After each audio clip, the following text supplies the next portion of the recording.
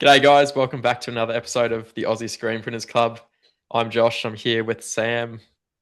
Hey man, how you going? Going great. How you going? Yeah, okay. Man, it's been a little while. We always say that, don't we? Um, yeah, we've been going well. Hitting the targets, hitting the sales targets, beating them. Last month was a bit quieter, but still astounding. I've heard from other screen printers lately, something similar to the trajectory you and I are on, I think, at the moment. January was kind of like double what we normally do. February was also really good. March, pretty good. Things are Mm, tracking well now. I think people are shocked. I wonder why that's happening. Maybe we'll come on to that. mm, But yeah, systems going well. Our output, I think I've said this before, but our output is more than double what it was. And there's wow. been a few kind of stock deliver in issues with timing. So there's been a couple of times where we kind of got to Thursday and stock's not come in. Mm, And so, Lydia lays the staff off on Friday. And that's kind of weird. We've never had that before. You know what I mean? It's not because we yeah. haven't got enough work. We got twice what we normally do, Wow. but we kind of keep catching up. And if that stock doesn't keep feeding us, Mm, literally haven't got, anything to print. wow. So that's a weird problem, but it saves money in one sense because we're not employing them for that day, which adds up. Yeah, I don't think we've got any new toys or tools. Got rid of the little oven, Oh, the yes. B1000, I think it's D1000, and the little press. That's kind of weird. That's gone. We're still selling the big manual, the 8 color manual. Hmm. Waiting for that to finalized. There's somebody going to buy it. I think they're just sorting out their financials at Mm. the moment. Um, Are you yeah, selling that directly or no, through Leapfrog? that's through a reputable third party Okay. known as Leapfrog Machinery. Um, yeah, look, I'll be honest. I think they had the price way too high initially, Hmm. and I don't know if they were just trying it on or, I mean, they know what they're doing. But I Yeah. did complain about it, and they brought it down, and then it sold. So. Cool. Yeah, so just got to work out how to get that on a truck. That's going to be interesting. Bit of a beast. But yeah, that's about it for us. How about yourself? Yeah. Um, we've been good. We've been busy as well. Last month ended up being our biggest month to date by a fair bit. We went over by like 25% more. Okay, wow. Um, if we probably could have done more, but we just there just wasn't enough like hands or people to put orders in the system basically and keep up with everything else. So this month has been a big production month. A lot of really tight turnaround things at the moment. Yeah, yeah, We found. I don't know if people are just I don't know, used if they're placing their orders later because they're used to things coming faster, or um, we're just say yes too much and they're just used to it. So we put ourselves in that situation, I guess, but we always make it happen. yeah. Um, but What kind of turnarounds are they asking for?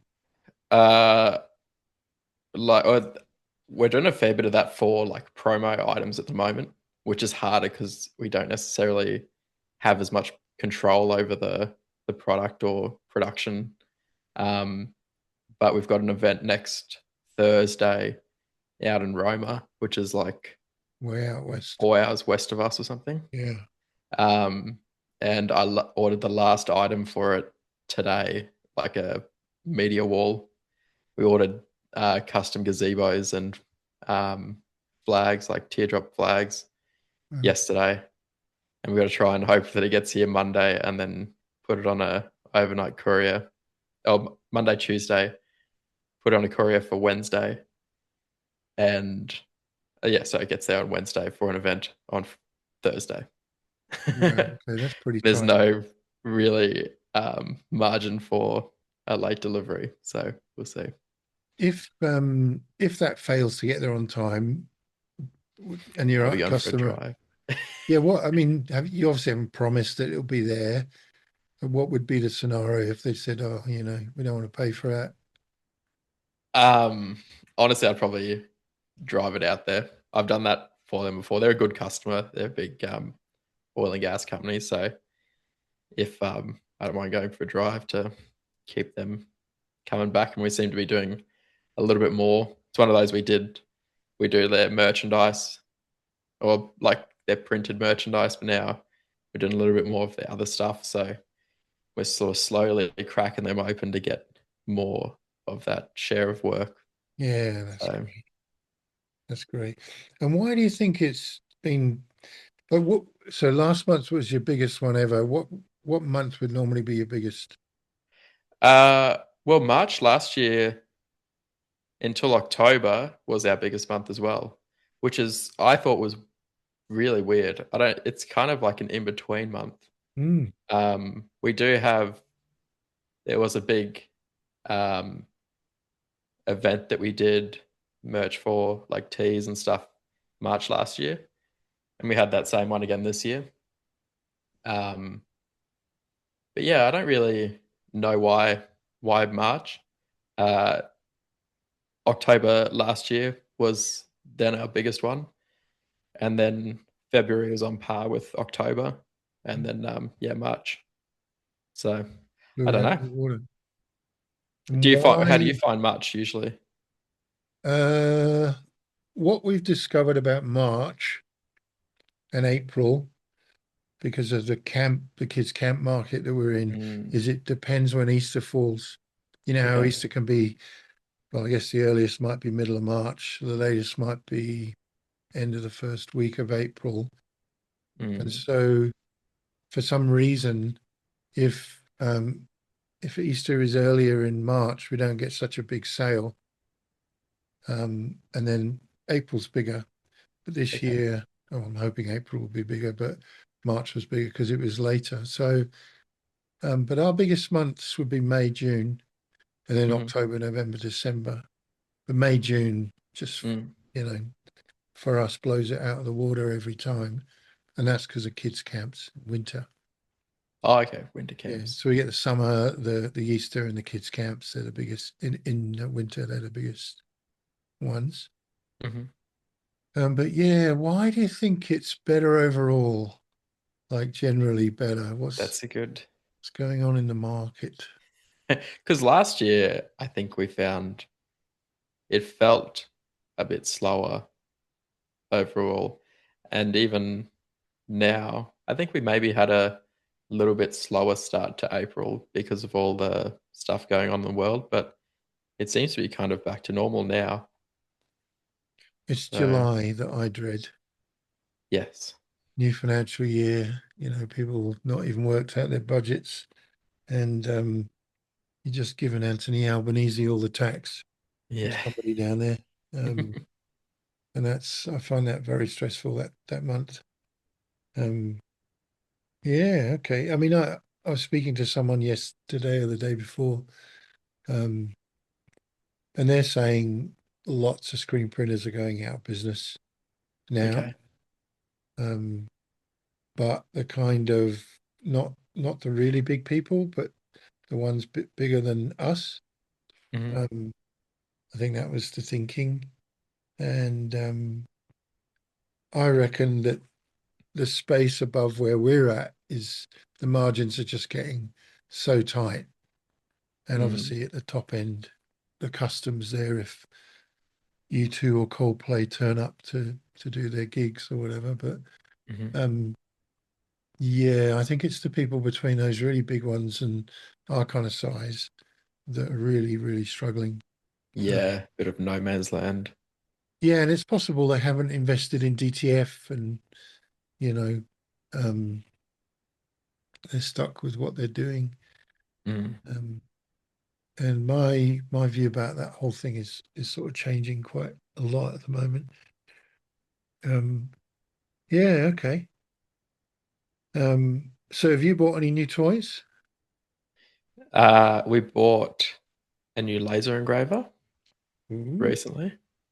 That funky. was something I'd put off for a long time. I didn't want to do laser engraving. Um, but one of our clients in particular does a lot of Yeti products and Hydro Flask, and we're doing all their promo and merch and uniforms now. So they wanted us to do that as well. And I guess it was like we wanted to be able to service everything that they do just to keep them happy. Yep.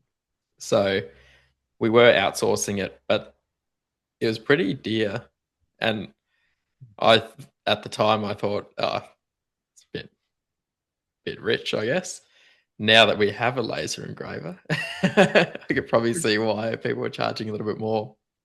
Um, but yeah, we had this particular order paid for um, most of the laser engraver was sort of the same value. So we bought a laser engraver, and um, I spent we until this last weekend I'd only done one job on it, and that was pretty straightforward. The text was it was like some insulated stubby coolers, and the text was it was just a pretty simple logo, and the powder coating was easy to get right, and you couldn't really tell if it was a little bit off. Maybe it looked great to me, and then I decided we'd do these Yetis, and that was a tough learning curve. I felt like it was started screen printing again, trying to get a good white print.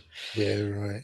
Um, Turns out there's a lot more to it than I thought. Just getting it things dialed, particularly navy, apparently is like a bit of a problem color, and the majority of the order was navy products. So I've got 7 Yetis sitting next to me and a 1 4 liter hydro flask. Um, but I think I've got some settings now that we can reliably use. But realized how inconsistent the Mm. Yetis are for powder coating, and that makes a massive difference to your settings because you want to burn off just the powder coating basically and not touch the stainless steel too much. Um, and the artwork in particular had a big sort of area where if your settings weren't 100, you'd see lines or scorching in it. So Right. um, it's probably a tough one to learn on, Learn but on. Yeah, yeah, yeah. So you yeah. mean the powder coating wasn't necessarily uniform in terms of the layer? It was thicker in some places and thinner in others. The bottle, like per bottle, was consistent, but between bottles Got it. was inconsistent, Right. even between different sizes of bottles, I guess. So a setting that was perfect on one might not be enough on another, and you can't really go over the top again unless you try and guess uh, the specs, I guess, to burn just a little bit more, but not too much that you're going to scorch the metal. So Yeah. it's probably not going to be something we advertise doing, but names are probably easier because you can't really tell as much when you if it's not like a big um, engraved area. But Mm. I don't want to do that. What brand did you get? We bought the X Tool F2 because Nice. you dabbled in a bit of laser a little while ago, hey? Yeah, dabbled is a good word. Bit like, well, yeah, a bit like you. Well, no, we wanted to do our kind of promo for each customer, like as Mhm. every order that was of a particular size, we'd laser engrave their logo on a mug or some drinks canister, and also on key fobs and stuff like that, and Oh just yeah. put them in as giveaways. We've got a laser Pecker 4, which comes with all these funky add-ons. Um, it was hard to dial in, a bit like what you're saying, and Mm, to understand it. That one's got two different kinds of lasers. I mm. don't know all the technical stuff, but one was better on metals and the other was better on like wood and um, key fobs and stuff like that. Um, but I think for us, the problem was finding a way of integrating that business process in amongst everything else Mm. without stopping print jobs. We used to have this girl that worked for us who was amazing, and she was a catcher, and she'd catch, fold, and pack, and also run the laser in the Okay. background, and she'd just sort of hop between the two. But she was pretty exceptional, and so yeah, we kind of ended up me doing cheese boards as gifts for my kids for Christmas. So it kind of fell by the wayside a bit. I mean, I really like them; they're super cool, but it was hard to dial it in. Yeah. um, Especially with round things like mugs and Yeah. cans and stuff. Um, the one that we've got, you can put the can horizontally or you can put it vertically, and we found it works heaps better if you go vertical than horizontal. Oh, Um, okay. yeah, but yeah, ours is actually for sale. If anyone's interested, listening, give me a I shout. didn't really sell the whole laser thing. Just it's all been put back in a box. I think one of the team members here wanted to buy it and then changed his mind. But yeah, I don't think we'd use it enough going forward, really. But Hmm. they're pretty neat. Yeah, I mean you're in that market. We're not. Yeah. You already do a lot of promo stuff. We were keen to break into it, but just couldn't do it for some reason. Yeah. I don't know how we tried, we It's couldn't really different. get that going. Mm. Um, Oh, actually, one thing we did buy that I don't think we've talked about yet. We got an EPS projector alignment system yeah, for our heat yeah. press. Tell us about that, man. That was that was a bit of a mission, to be honest. Um, it's it's quite commonly used. You can use it for heat presses or for hooping for embroidery as well. Um, and when you set it up, it's supposed to give you the option to choose if you want to use it for the embroidery or for heat pressing. And when we turned ours on, it just went through like to this embroidery screen. It didn't give us an option to change to choose heat pressing. And the dealer thought always said like, oh, you could use it for both, and you can change it between the two. You wouldn't. There's a lot of setup to get it like accurate and dialed in because it's all to scale and stuff. So Right. you wouldn't like change between embroidery and heat press. But I was like, oh, how do you? I looked around, I couldn't see anything to like toggle between the two. It's like, oh, how do I do that? And he's like, oh, I think it's pretty straightforward. I'll have a look. And then he's looking, he's like, oh, I don't think you actually can. Yeah. So they end up like recoding the software to change it and let you change between the two, and then sending us a USB to, because the computer that runs it is like, that's all it does. It's on like Linux or whatever that software is, that operating system. So you're supposed to like plug the USB and turn it on, and it does its thing. It looks like you're hacking the mainframe. You press enter, and it's supposed to upload the files and software, whatever, and then turn off. And then you pull the USB out, turn it back on, and it should just work. Wow. Supposedly, it didn't. Um, so that was a few weeks of sort of back and forth and trying different things. But we finally got it going on uh, over Easter, and it is really cool. So just to clarify, it projects the image onto the platen, is that right? Yep. So that you can instantly line up the transfer where that image is. Yeah. Before we used lasers and would set it up for each job, but over time the lasers would jiggle and move, and it just took a bit of time to get that laser set up in the right spot.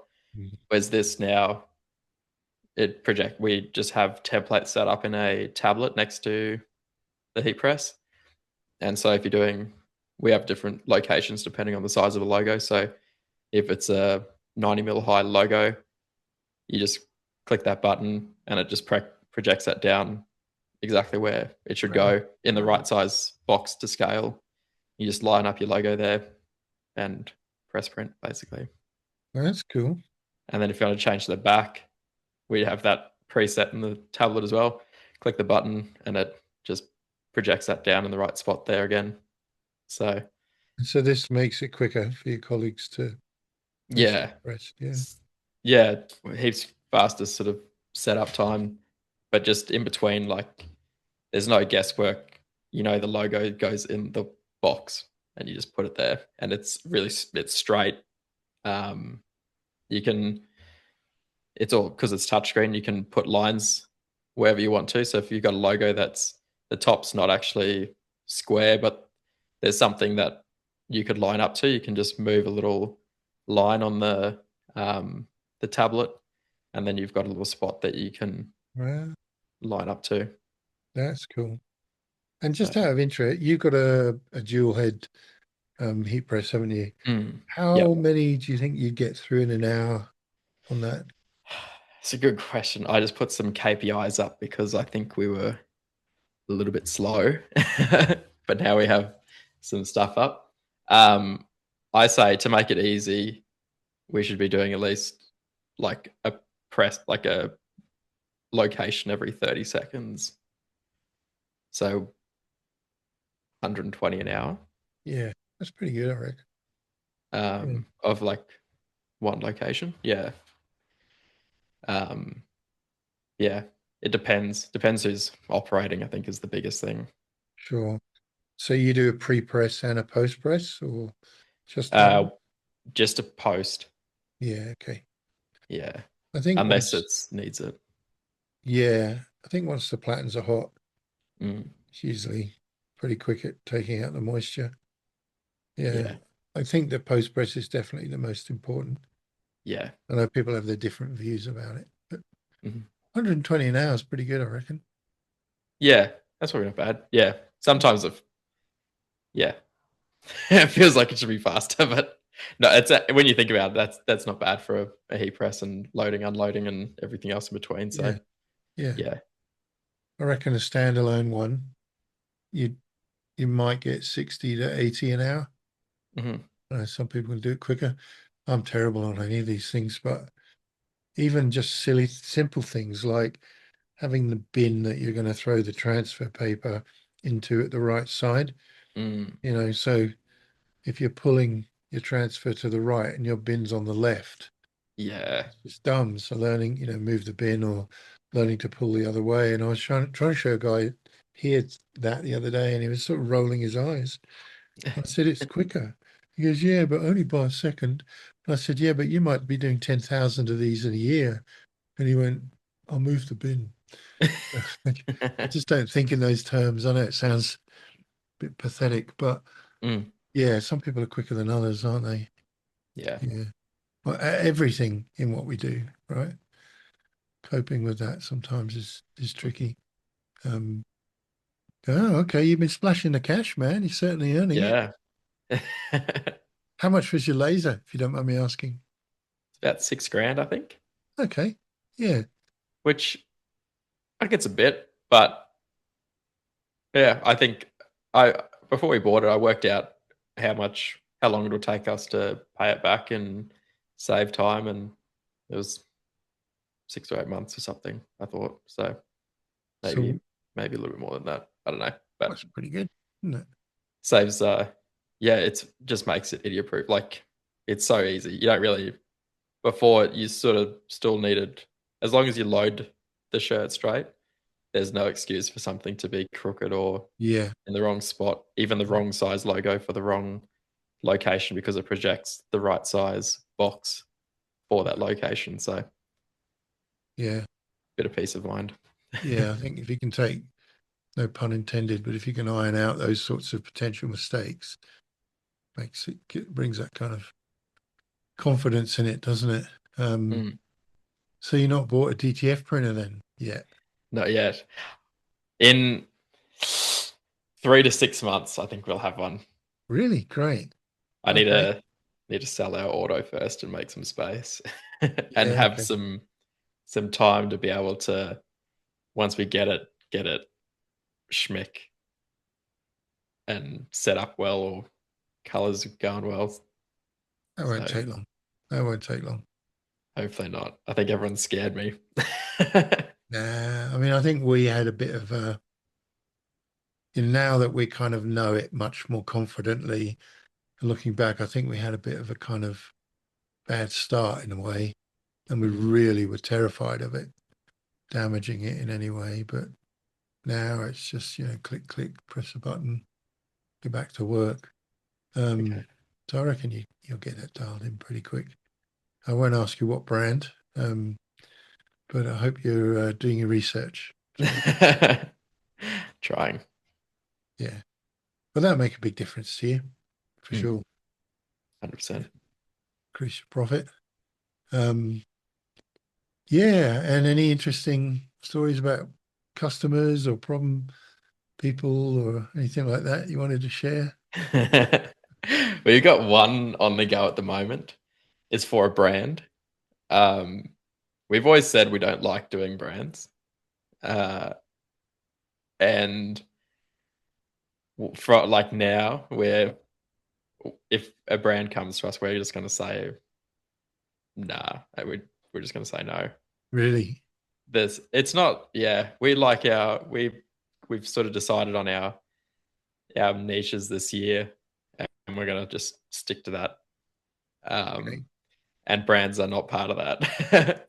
But this particular one, we did a pretty big job for them. It was um, 600 odd embroidered shirts, all different designs and colorways.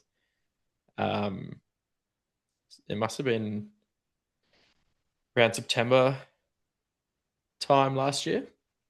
Um, and they're really picky, and that's what is the difficult thing about brands. And we're really got good attention to detail and do a really good job, but they were just next level. But when we first like quoted and we're trying to get the job, um, it was in that sort of July period when we were quiet. So we're like, hell yeah, this is like we'll Really? do what we need to get this job.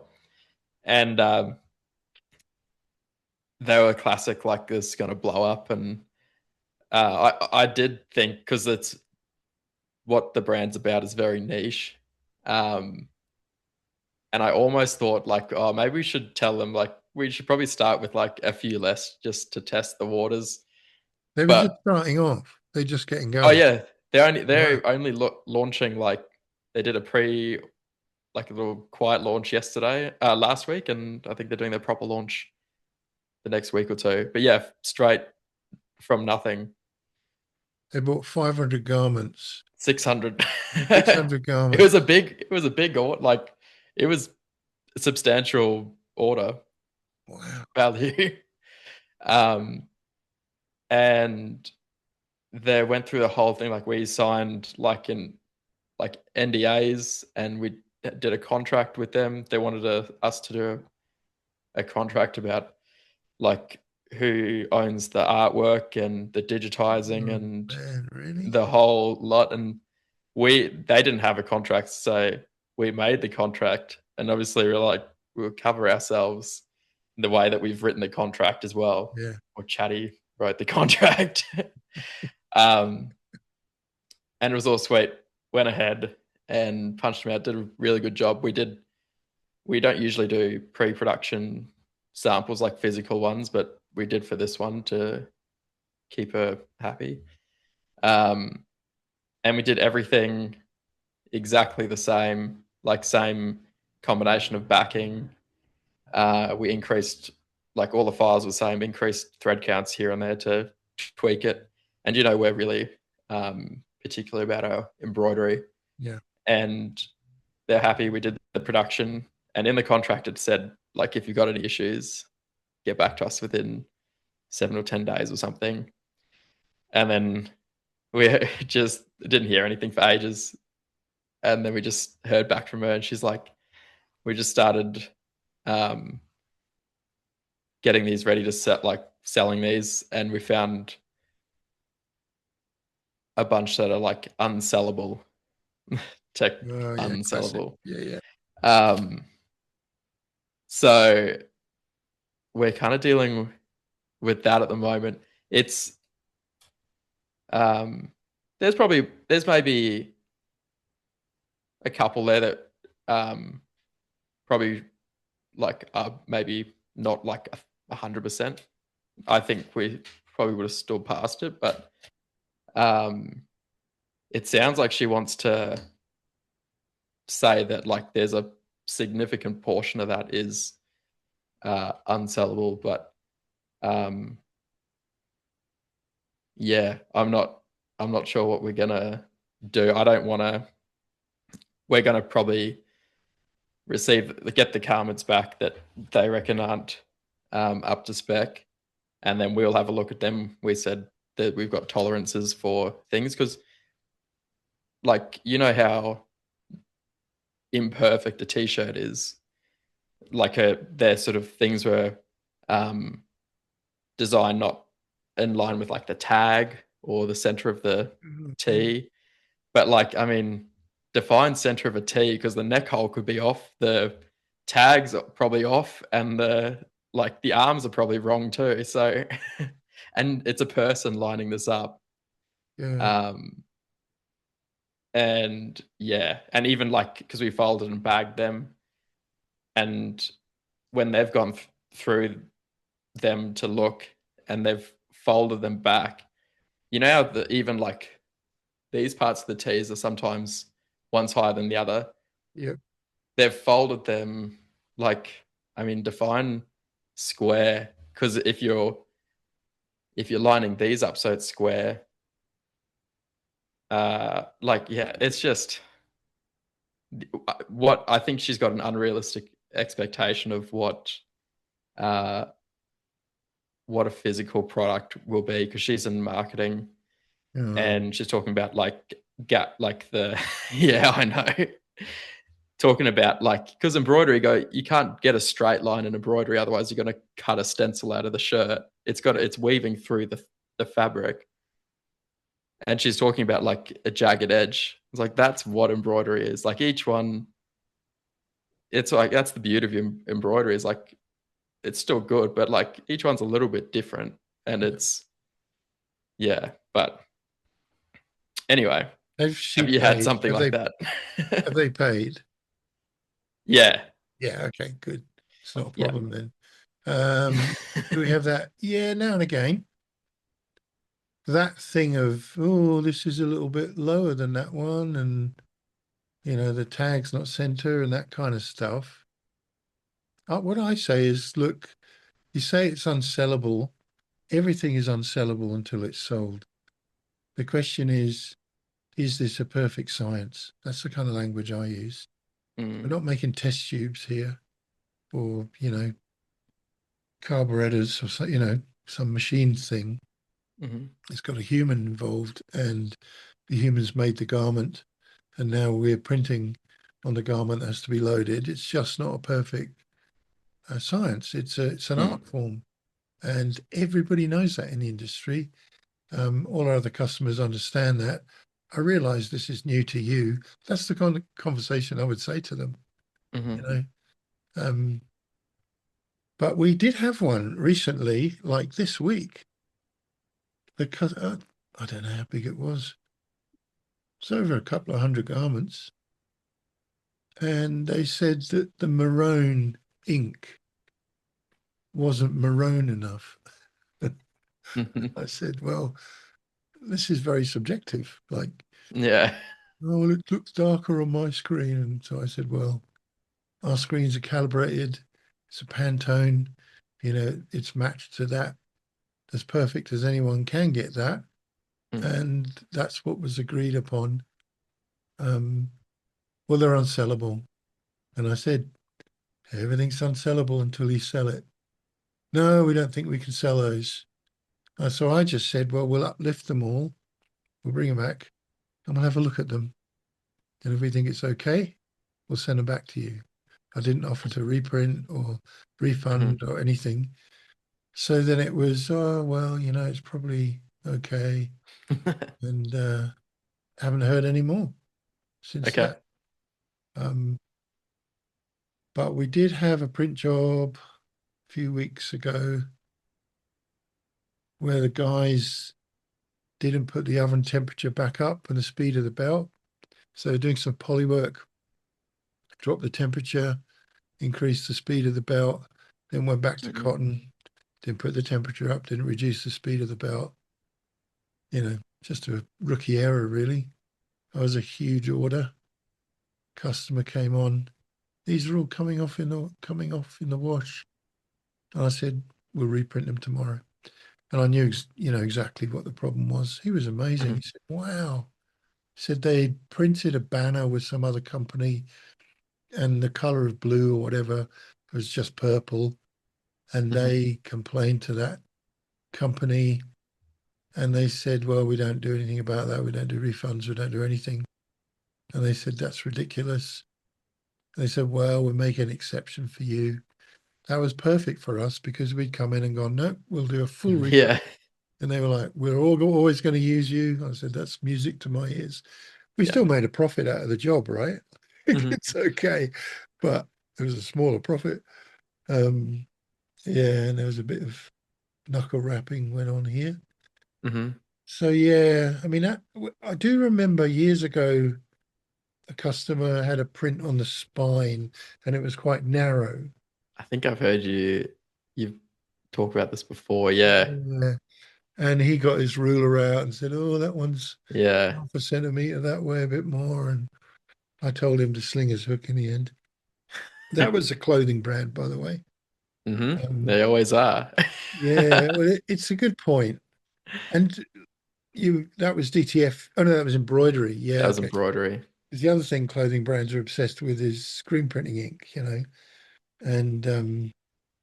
I get that, I get that sort of, well, it's always been done this way. It's better like that than DTF or whatever. But they are difficult to please. Yeah. We got one customer that's a clothing brand and is really successful. Okay. They sell their stuff in the airports. It's an Aboriginal themed brand. It's pretty cool. Um, and he'll only ever accept screen printing, Mhm. which is fine. But yeah, they're difficult. But I mean, what do you do? I mean, if a clothing brand comes on tomorrow with an order for 500 or 600, are you going to say Oh, no? yeah, well, that's a good point. Often, like we always get those like the small ones, I guess. Um, I don't know. It depend. I guess it depends what they seem like. We probably should have, like, if we're getting something similar again, that'll be a red flag, and we'll say no. Um, if they seem a bit easier to work with, then maybe. And like we do a good job, so like it's a bit disheartening when, especially that one, because we knew she was picky, so we were extra careful. It took us. We had a because we folded and bagged them. We had like lint rolled each one Wow. before we folded and bagged them. Like it took. We had a kid coming in after school for like 3 weeks or something to go through them.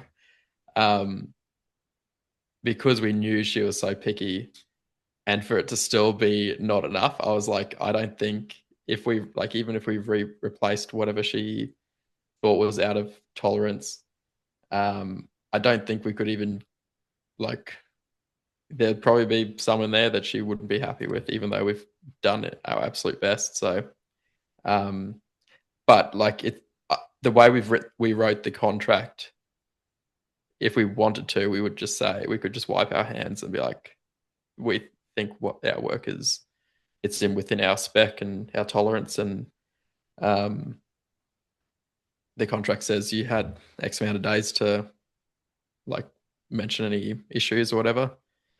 Um, so if we wanted to, we could be like that. But I think what we're going to do is say whatever you think is unsellable. Um, Put them to the side. Tell us what the boxes are. We'll send you shipping labels and get them picked up, and then we'll have a look through them. If there's something like, because it was like there's a thread sticking out of where it's trimmed. Like if you look on the side really closely, like that is unsellable. Wow. So like for those things we might go through, just hit it with the heat gun or trim a little bit of thread extra close, put it back in a bag, and then send back what we're happy with. Technically, we were happy with all of it because we went through, it was QC'd. So um, we were happy with it for the first time, but we'll do it again. And if there's anything that's on us, I think we'll just refund that value and say we've changed our sort of direction. We're not doing brands or something, like in a nice way. We'd recommend this person. Just not us, mate. Yeah. It will just come back to you. Yeah. And try and be like helpful of the changeover with all the specs of things. We'd even send the digitizing or what thread colors we used and whatnot. So just to try and seem like we're trying to be helpful, but I don't think I don't want to. I think we want to fire her, fire a customer. So The customer, blacklist them. One thing I was just thinking you could do, right? If they come back on, that's going to be your issue. But going forward, I reckon if someone came to us and they said, we've got a fantastic brand, we're just getting going, we want 600 garments, these are the designs, I think I would almost compulsorily say, we'll do 25 of each design. You take them, you sell them, you get your pre-sales up using them, and then whatever you sell, we will print, because one, they're not going to tie up so much money and feel disgruntled when they can't sell them. Two, they know what the garment quality is and the print quality, etc. in a small run. So if there's any issues, we could iron that out early.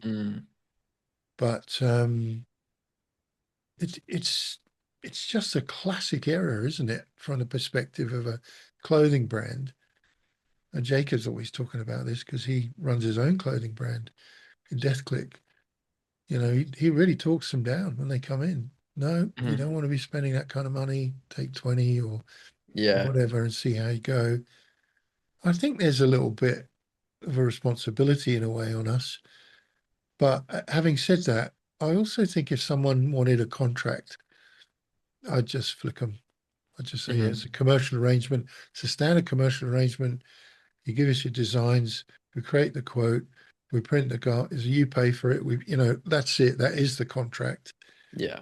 And sure enough, if you've got an issue afterwards, we will guarantee the garment and we'll guarantee the print. That's what we say to people now. So if it's a genuine issue, we'll solve it. But yeah, it's difficult.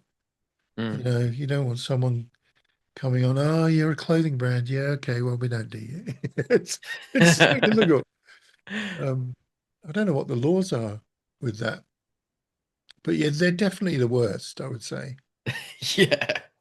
Without a doubt.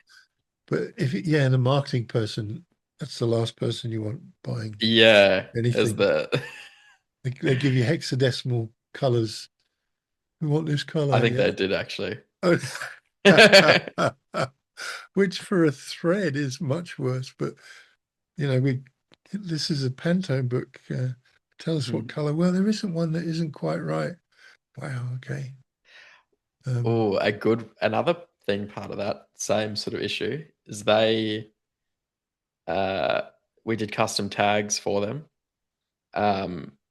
We sent them our like template that we use for them, and they sent us the design back because they wanted to design it all.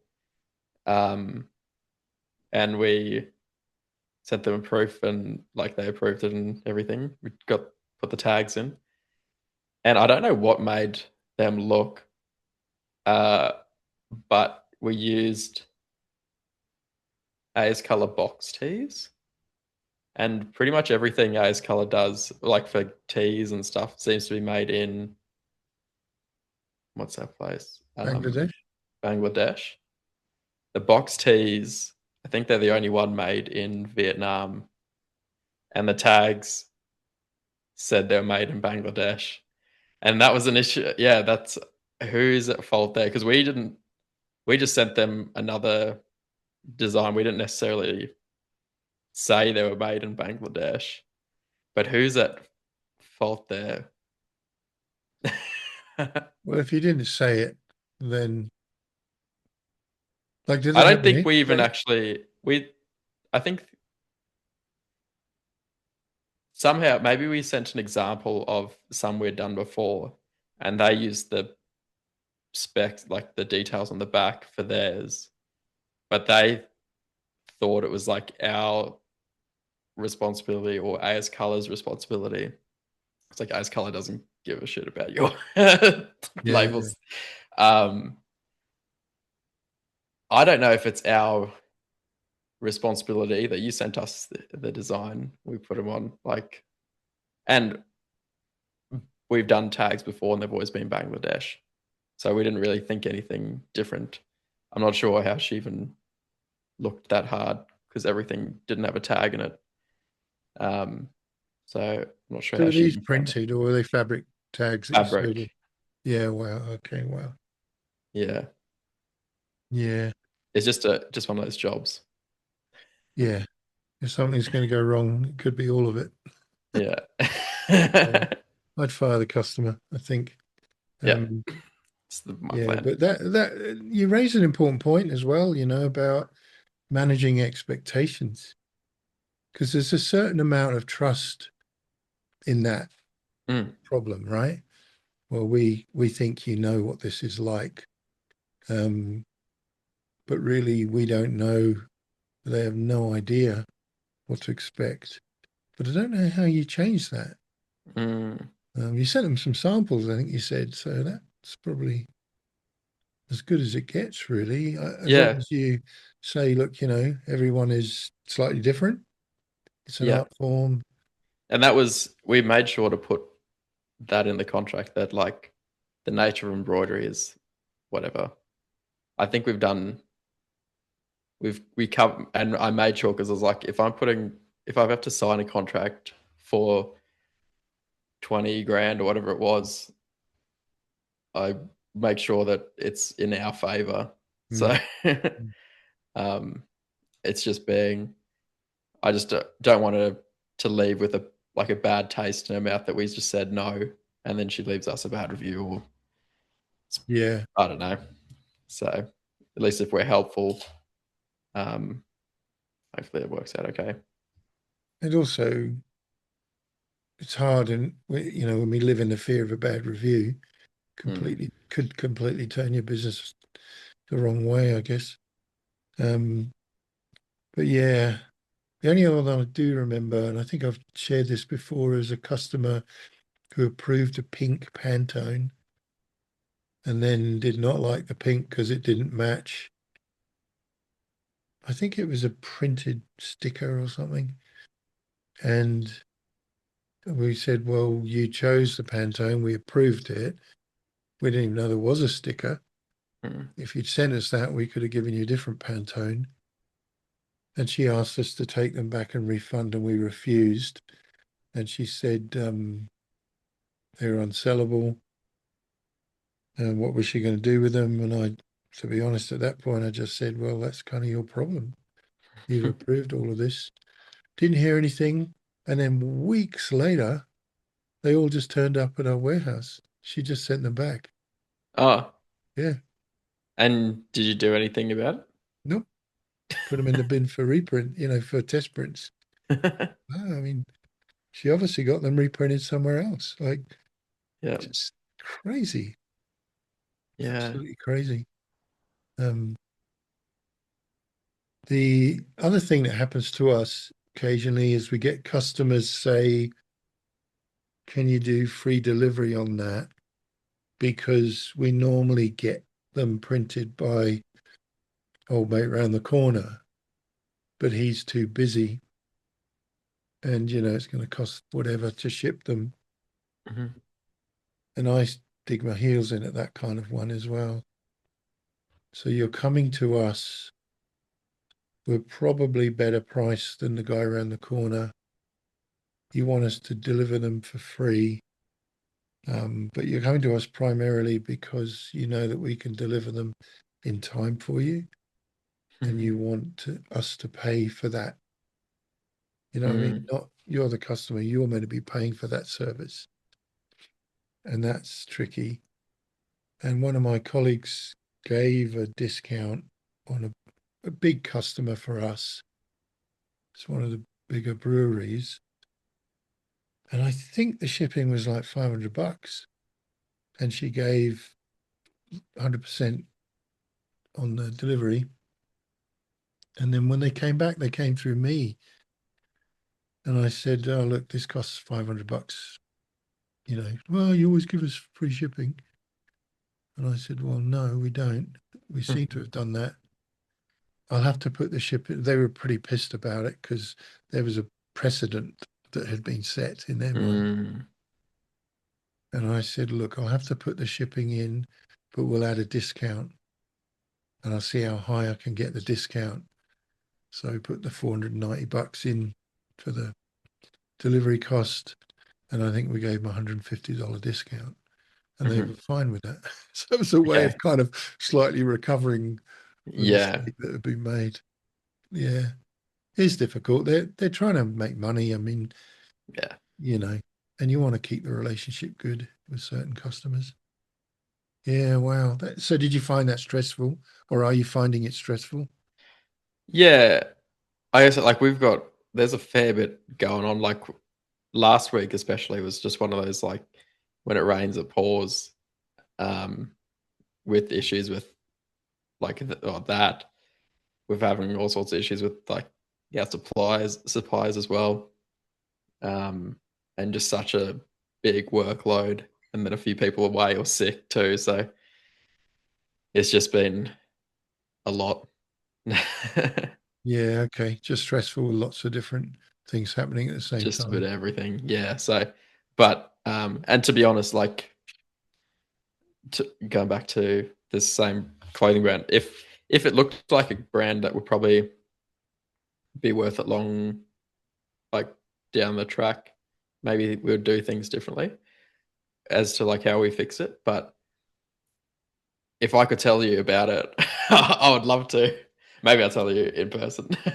Yeah, But this brand, if it if it does what she reckons it's going to do, I'll bet the farm on like I would do anything because it's very niche and it's yeah, it'll be interesting to see how it goes. I can't say it can't see her coming back for another order anyway. not for the next But 10 years. no, she's got 600 Yes, T's to get through. sounds like a classic case of optimism bias. I've invented this great thing or this great idea, and it's so great, it's just going to work. Mm, It's just going to work because I'm going to make it work. And it's a classic mistake. yeah, Um, but yeah, who knows? Some people do it. yeah, I think that's how AS Color got going, if I remember correctly. yeah. I think Lance, is it Lance or Larry? I can't remember. Can't remember. I think whatever his name is, Lawrence. I think he just purchased It was a lot. it was like 50,000 AS Color, sorry, American Apparel t-shirts or something. I can't remember what it was. And, just ship them into Mm. New Zealand and flog them. Then realize that he could do it. I mean, that's, it's a risk taker, right? Risk Pretty it for the cool. biscuit. Yeah. So you never know. Might actually happen, but Yeah. yeah. Um, so what What else about you, has been Sam? going on in your neck of the woods? You mentioned We got suppliers not being good. What's the go with that? Hmm. I won't without say naming names. brands. But yeah, I won't say names. No, just it's more like our custom stuff. We're getting some stuff made overseas, and um, like we finally got. I think I told you last week that we were having issues, and we finally got the order confirmed yesterday or the day before. Took us 4 weeks, and we sent them. We sent them the design, full design on their template, their line art template, with the knit colors chosen, and all they had to do was put our name on it. We asked if we could put tags in it, and they said they got a higher MOQ for that. I was like, that's fine. But even like everything, like when they sent us the form back for approval, it had someone else's, like another business's name as like the who it was for, and then they sent us another thing back. What did it have in it?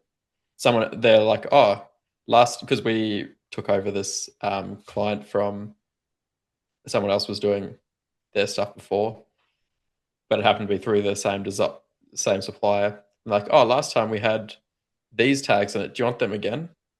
Like, do we look like we're not that business? We don't want their tags in it. Do you like no? And then they're like, I wasn't dealing with it. Bella was. She's like, and I think she ended up ringing them, and they're like, "Oh, who are you?" We're like, what do you mean? We've been chatting for like 3 weeks at this point, trying to get this right, and you want to put other people's tags in it, and this and that. It was just, yeah, just a bit everything. wow, it's stressful. Um, we've had some issues with incoming stock deliveries, Mm. not related to the vendors, but related to the hauliers. And I heard a Oh yeah. rumor that some of the big delivery companies, a bit like an airline, are reducing the number of back hauls they're doing. To reduce the fuel usage. Yeah, Okay. and apparently on a big rig, you know, it costs like normally 4 or 5 thousand to fill up the tanks, and now it's like 10 grand. Like it's insane, and that's created a weird thing. We have a very strange anomaly um, where one of our vendors send their stuff to us, and there's usually not usually now and again you might have 40 boxes coming in, a couple of pallets, and there's one box missing. And for some weird reason, it always ends up going to Bega, which is a small town on the south coast, right? Like it's just really random because there are a couple of other Armadales. There's an Armadale in Perth, which is a suburb, Uh, and there's another one in Melbourne. But we had Bigger. a delivery in this week, and it was like we got the one box and we didn't get the 40. It's the other Hmm. way around. And the guys are like, that's a bit strange. Um, so yeah, that's I'm wondering whether this is going to become the way it is with hauliers. They're just going to have to try and cut corners where they can. Mm. Um, but yeah, that's the only issues we've been having with suppliers, and sometimes that just seems to happen anyway. Yeah. And you might have a good spell for a month or something, and then something weird will happen, or the order will get sent to someone else. That happens, or we Hmm. get someone else's order here. Um, I'm always trying to get our suppliers to use FedEx, but I don't know whether they're just more expensive on really big contracts or what it is, but few of them will. Gildan used to use our FedEx account back in the day, Oh. and yeah, and so we'd effectively just ship our Gildan stock straight in, and it'd be here next day, no problem at all. Um, but yeah, I mean they got to do what they got to do. They Hmm. have to make some money somewhere. Um, Yeah, wow. Um, and I know that you are doing something different with your artwork now, aren't you? Yeah, come Monday, we still got our graphic designer in-house, but we've just got too much work coming in, I guess. So we've gone with outsourcing with Graphxsource. Ooh. So you hear the ads around. Yeah, yeah. So hang on a um, sec. They're in Texas, aren't they? Oh, hang on. They're in the Philippines as well or something, aren't they? yeah, our artist will be in Honduras and do a night shift from 4 Okay. till Right. 12 or something. Right. Okay. That's good. Yeah. So you pay a monthly amount to have an artist work for you and do all of the art prep.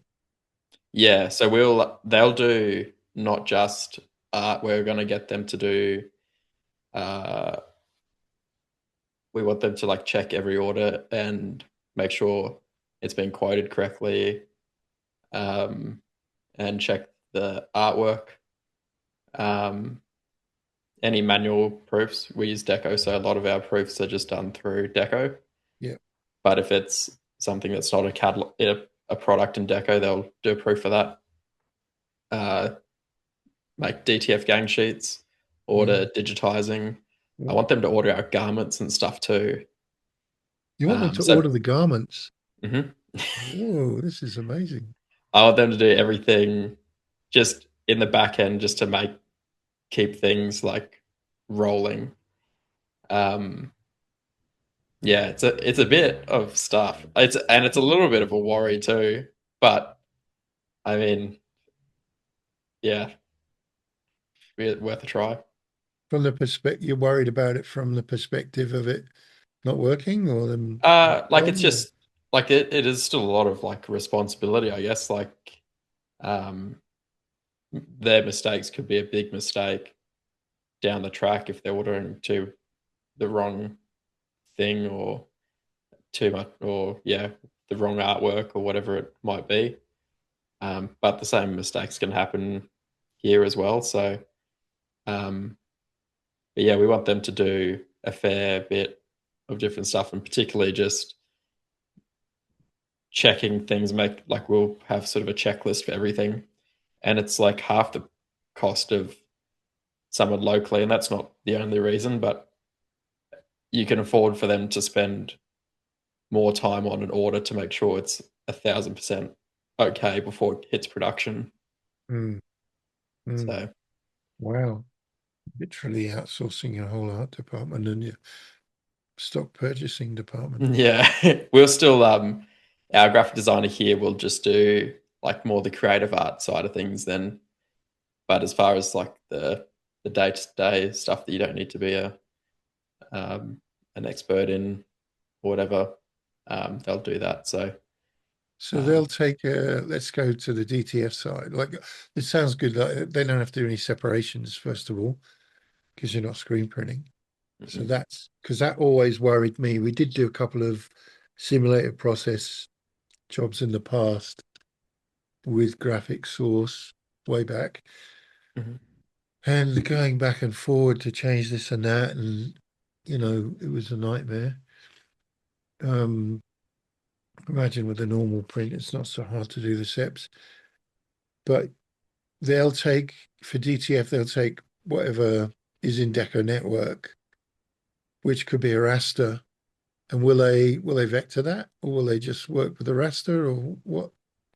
We'll have them plugged into our like if we can, we'll usually redraw whatever is in Deco or like we do a lot of businesses, so we'll redraw their logo before it gets into Deco.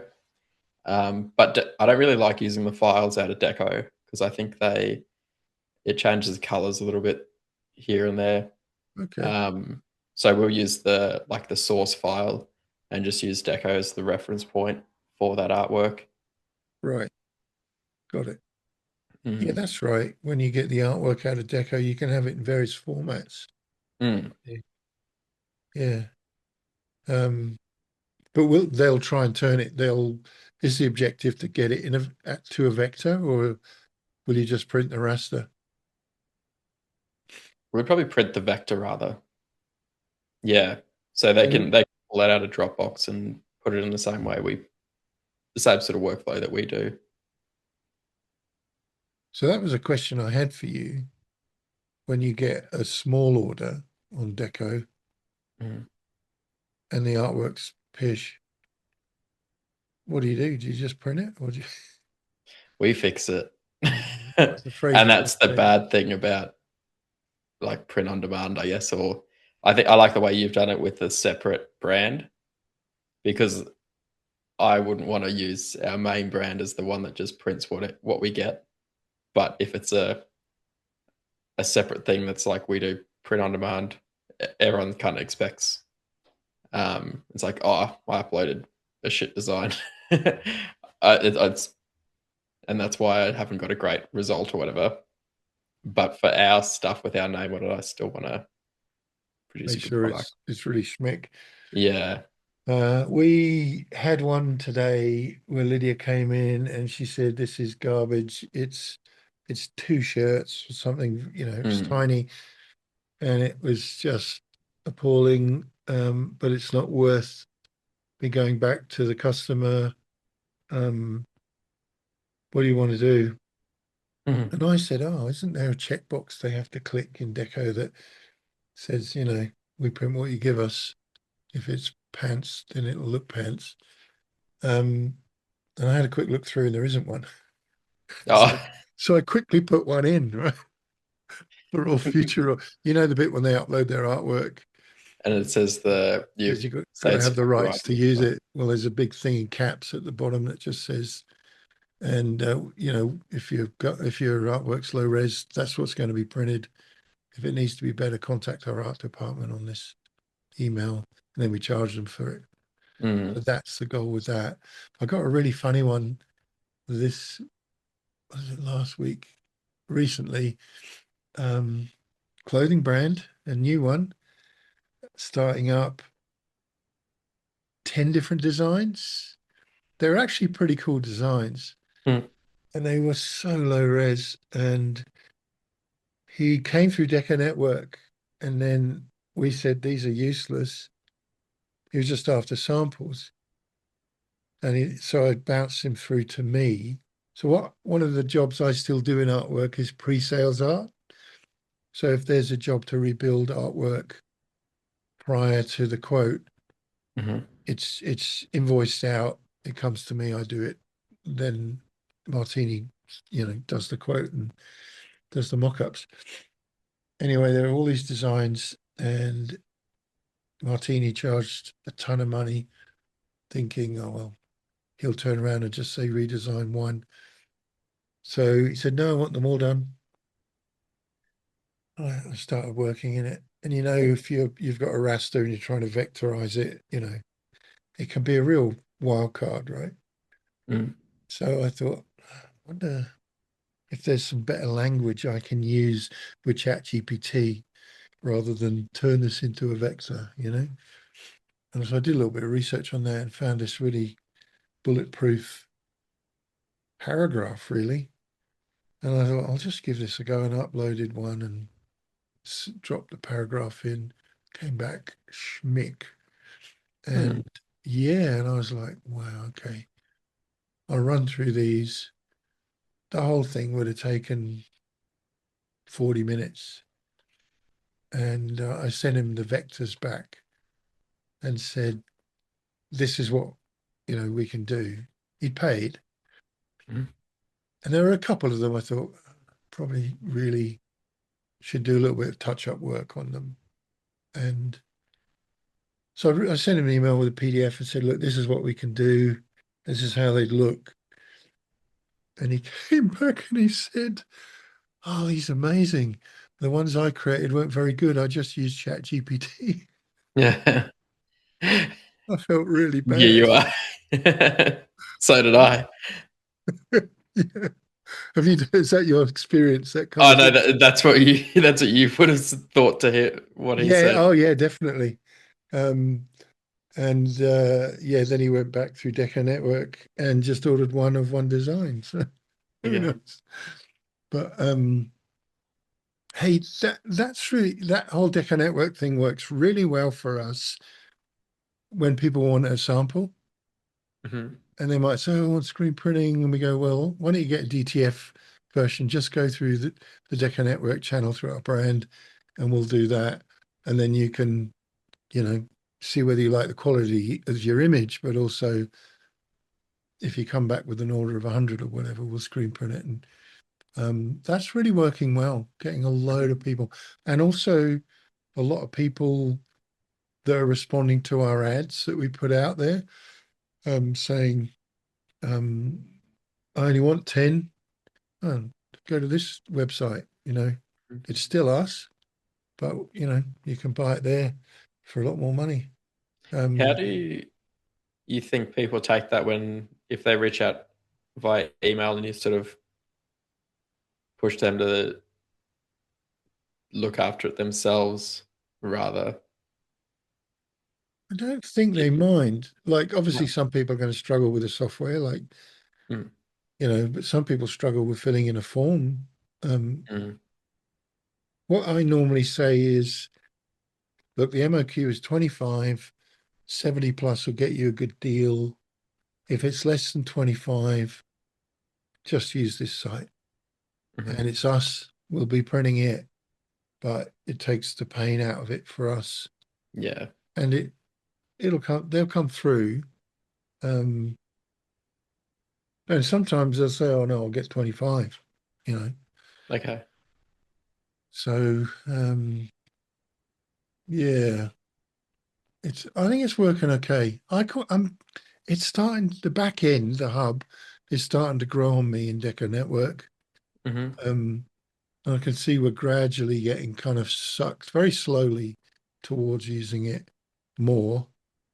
Um, but the thing is, our customer service model has a customer experience wrapped around it, which is human. So, they Mm, come through a form, we create a mock up, we correspond with them in this way, and we chase them in that way, and we do the quote like this. And there's a real engagement, I guess, that's human at that point, that is much more distanced if you're using Deco Network to create a quote or an invoice or whatever, or the approval, hmm. and I think the way we're doing it pays dividends. And the reason I say that is not all, but most of our Google reviews, we've hit over 200 now. They're all Wow. 5 star. Talk about the customer care and the experience of Mm, kind of hand holding. And, we didn't know what to do, we didn't know what to expect, but they really helped us get through this kind of thing. Um, so I don't want to lose that too much. You know, what part do you think Indeco does do that, I guess? well, I know Deco Network allows you to have the back and forward kind of element. So, Oh you yeah. create your quote and Oh, if you're sending it to the customer via Deco. Oh yeah, yeah. yeah. If you're originating it there rather than us working in Zero directly to create a quote using our standard templates for all the garments, which are got the branding on and everything and look very schmick and are very big. You know, Mm, the Deco Network one's kind of like this. It's hmm. sort of looking at it going, what the dickens is that? Um, but also there's so much back and forward. Yeah. Um, and can we change this one? Can we change that? And while that's happening, Martini will be kind of ingratiating herself in that relationship. There might be a phone call or two. Um, and I don't want to lose that too Mm, much. Feel like that's an important part of it. yeah. We don't send quotes, or we send orders for some of our portals through Deco. But for quotes, I feel the same way. So we copy the link and send the link in the email. So they press Okay. the link to go to the quote and see that. But we still do all the talking in email. Yeah, Yeah, got it. it's just like rather than attaching a file, it's just the link to that. I really like the live links too, because there's so many times I've done a quote and I've sent it, and you're in a rush to get things back to them quickly and do everything else, and you're like, oh, I forgot this. If it was attached as like a PDF or something, I can't fix that, but I Yeah, can edit the order, save it, and they don't know that I've fixed it up before they've seen it, kind of thing. yeah, right. Okay. So it's kind of live. It's Yeah. live. Once Yeah, you save got the it. order, if they click the link, they'll see the updated order at least. Yeah, okay. That's a good point. Mm. Yeah. But then again, if you're getting orders directly, like we're doing, through the Deca network Oh yeah, through. model, that's just, Mm. money for old rope, really. Um, yeah, wow. So how much, just going on to AI again, how much are you using AI for, or using it at all? I don't know. We went through a stage where we used it a fair bit, and then we kind of went off it a little bit. We've we use it like not as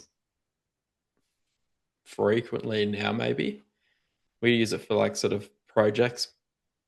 Um, I just tried Claude last week, like Hmm. over Easter, um, and we recoded our in like quote and invoice template in Deco with Claude, and it's different. It's we've always used ChatGPT, um, but Claude does it a bit differently, and it's a little bit different sort of model the way it works. I think I'm still trying to wrap my head around it, but I've only used it for that one thing and I haven't touched it since we've been busy. So So you use Claude to rewrite the Java or the HTML or whatever it was for the template inside Deca Network. yeah, That's pretty to cool. yeah, because we did that. We've done coding with ChatGPT. It took a lot of back and forth to get it right, but Claude seems a bit prettier and really good with the coding. I've seen it seems like everyone's creating their own sort of apps and stuff to do things at the moment. Shout out to Matt from Heaps Good. He seems to be doing some really cool things with Claude, Mm. tracking like ink colors and that sort of thing with it. So it's really user friendly if you can get your head around it. I haven't got that far with it yet, but it produces like a nice looking product as well. We just wanted our invoice to look a bit more modern than what it did and add some extra details like before, if the order was a priority order, you wouldn't be able to see that on the invoice.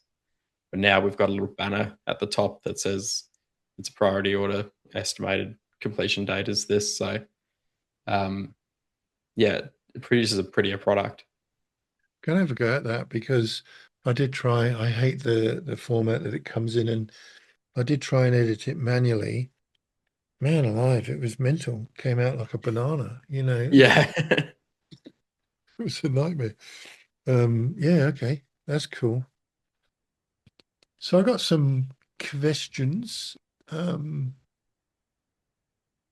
that I'm ashamed to say I also got off ChatGPT.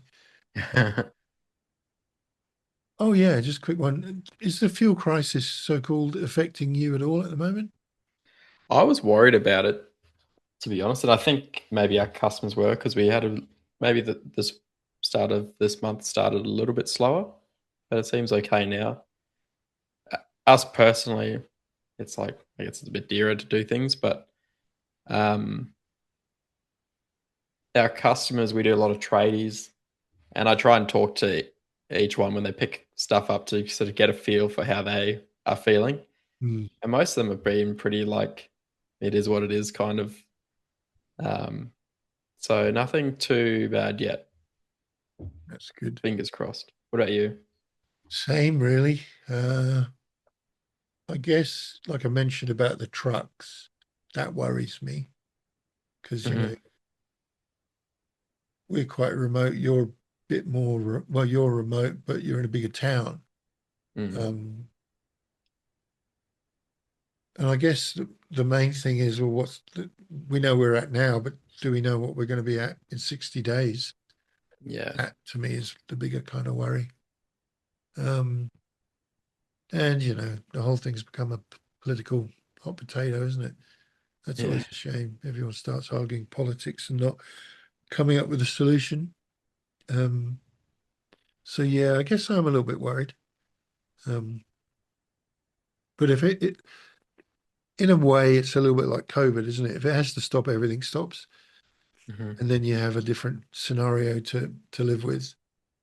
So, if the trucks can't get T-shirts anywhere, then the public can't get anything delivered anyhow, from us or Yeah. for anyone else. And, Coles won't stock so well or whatever. So, yeah, I guess, and then the fuel company, the airlines are going to have issues. Virgin has already said they're cutting the number of flights they're doing. And Hmm. so, yeah, I guess we need to watch that space and see. And yeah, it's a shame to hear about shops going out of business. I would Mm. love to understand more about why that's the case. Um, all right, so let's try some of these questions. Let's do Uh, it. they're sort of informal questions. Um, do you reckon Mm. being an Aussie-based screen printer or printer decorator still matters to customers in Australia? Mm. That is a good question because I feel like as much as uh, Aussies like supporting Aussies, they are very quick to go overseas as well. um, I think I think turnaround and the customer service is more important than where the product is from necessarily, I guess. We're just lucky that the turnaround and the service comes from us locally rather Mm. than overseas, maybe. Mm. I feel the same. We On our adverts, we usually have an Australian flag somewhere. Yeah. And sometimes people write to us to say, oh, the garment's made in Australia too. And even the companies that we've dealt with in Australia that claim they make Australian garments, send them to Vietnam. It might be Aussie cotton, which is good. But I think people do want to know that we're here and not Mm. somewhere else. It's very sad in a way. I was listening to a politician. That's my problem. I've got to stop listening to politicians. Um, the other day, banging on, rightly to some extent, I think, about getting manufacturing up and running in Australia again. Mm. Not that it's completely dead. And in my head, I was like, I've got friends that import heavy machinery from the US that, could be built much better here, to be honest. But the cost of labor in America's cheap enough to make it viable to put them in containers and bring them here. Mm. That's that's a massive problem. The minimum wage here, when you use the words minimum wage, it Mm. always sounds like you're living in the Dickensian era. Oh, minimum wage. Well, it's actually pretty good. I mean, I know it's not, Mm. what is it now for a casual? It's like $32 or something plus super. Um, that's killing industry here. And that's, in my view, I'm getting a bit political now, but Mm. that's partly the oppression of unions on businesses. And the Mm. government's happy to go along with that because just make the businesses pay for everything, including super. Mm. And that is a problem that I think Australian people that are buying from companies like us need to understand, in the sense that they want to buy Australian, but they need to realize they earn more. Our Mm. people earn more. The money kind of has to go around a bit. Yeah. Um, the other thing which you're talking about as well is we've all heard, stories of people buying from different countries overseas, and it takes 9 weeks or more to get here, and products rubbish, and Mm. they don't want to have their fingers burnt again, and you know, um, and I think we got to rightly tell that story well. Um, but yeah, I think by and large people do. I mean, I'm from the UK. Everybody knows that. I always tell everyone I'm 100% Australian because not only am I now officially a citizen, but I Mm. really, really, really like Australia. I love what this country is about. Notwithstanding that can be a little bit polarizing. Mm. Um, and so I do want to buy from Australia. I do want to support industry here. I do, want to make things work here. And you always hear people that come in here, they'll say, oh, we want to buy local, um, by which they mean Armadale, but I think they also mean Australia. They don't, Mm. you know, um, they'd rather buy from, if they couldn't get it from us, they'd rather buy from Toowoomba or Wagga or wherever, Sydney, rather than Beijing, Shanghai, Yeah. Chengdu, anywhere else in China. Yeah, I think it does matter. Um, what kind of jobs are keeping you busy these days? It says bands, tradies, brands, events. Mm. What would you say your big market is, I guess? Mm. Trades for us. That's our thing. We Would love that tradies. would that be like 90% polos? We do a lot of polos. A lot of polos. We do a fair few tees as well for them, but a lot of polos, Yeah. definitely. And hoodies as well for winter? Yeah, they love a like a supply hood, relax hood, a JB's hood, the old 3FH. L3FH. Are they buying only for their employees or also as giveaways to customers? Yeah, they do. I found tradies love merch. They do. They they love different stuff, and I think that's the maybe the nice thing that we're able to do such a broad range of products. Um, they love hats and socks and but everything else just to give away to their mates, basically, and clients, or their employees as well. But it's not so much they we do a lot of their uniforms, but it's the merch that sort of moves the needle for us, I Yeah, guess. that's interesting. For us, obviously, it's churches, Mm. a lot of breweries for some reason. Obviously, we do a lot in the surfing world now. That's really taken off for Okay. us. All the board rider clubs and the national events, state events, um, they're all nice size orders.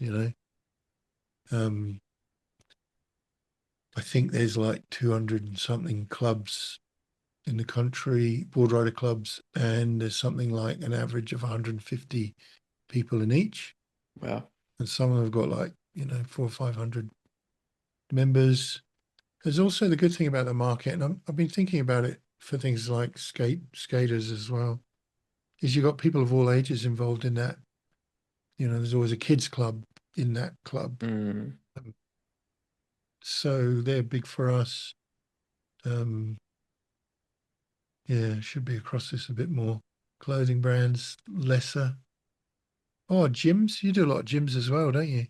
Yeah, we do a fair few gyms. Um, they can be hit and miss sometimes, I feel, but there's a lot of the times the ones you think aren't going to sell heaps are the ones that sell the most. Yeah, Um, we do a lot where we are. There's a lot of oil and gas, and that's a big one yeah, for us. yeah, Slowly breaking into that market a little bit more. People see our name around, and they've got a big budget for like employee merch, so they're a nice one to have. Do you feel like, just talking about your company's brand, the name, especially North Print, that says something to Queenslanders about you, Hmm. about where you are? Is there something in that? I don't know if anyone really thinks about it. That was my idea when choosing the name. I thought everyone was in Sydney and there was not much going on up here. And there's a fair bit, but um, I think maybe there's something to that being a little bit sort of like, oh yeah, we're up like Great Northern, the beer from up here, it's the shirts from up here. Yeah, it's back to that thing of buy local, by state, I guess. Yeah. Um, oh, here we go. How do you deal with people who say, I can get this cheaper online? Hmm. We don't really get too many people with that locally anyway, or they just will ghost us. Like we might do a quote and we just don't hear back. Locally, we're pretty well priced, which is crazy because we're definitely not cheap. Um, but everyone else around here is pretty expensive. So I guess the markets are kind of conditioned to higher prices, which is Yeah, a good okay. spot to be in. Good. Yeah. Um, but yeah, we don't we don't really hear that too much. Some people will be like, "Oh, like, can you do anything or whatever?" But not too often. Yeah, we stick, we just say, no, there are prices. Feel free to go online, and then we direct them to our Deco Network site. Um, but yeah, I hate that kind of haggling. If I Mm. if I if I buy 50, how much will you give them three for? What about if I buy 60? Oh, really? And then they Um, place an order for eight. yeah, that's right. Oh, they never come back. Um, have you noticed any trends lately in what people want printed? Hmm, Hmm. good one for me. Uh, not really. I haven't noticed. We're getting a bit of AI artwork come through, Oh yeah, yeah, I guess. So it's been fun to try and fix it up to print. That's something that I want to get better at too. So that'll be the nice thing about freeing up our like in-house graphic designer. She can actually work with those different Photoshop plugins to clean up artwork and half tone it or whatever it needs to be. Yeah. yeah. Um, yeah, I can't think of any particular trends that I'm seeing. There's things like, there's, I don't know, people are going for more Cyrillic type fonts or more bolder fonts, or, you know, more distress prints. I don't think distress prints seem to be in at the moment. Mm, Years ago, everyone was getting a distress print. Um, obviously, we're doing a lot more color work now, for smaller runs. Um, what's nice from our main market is that churches historically, like a lot of people, have not been able to afford, or just don't have the volume to get like a simulated process print, nice big color print.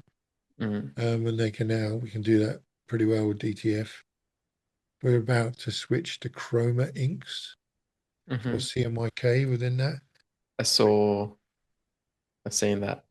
Do my research. You're doing your research. Oh, I Mm. now know what brand you're looking at.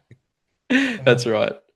What do you, is it, what's the difference really? I just have seen the inks around, but I don't really know much about it. They're more vibrant colors, basically.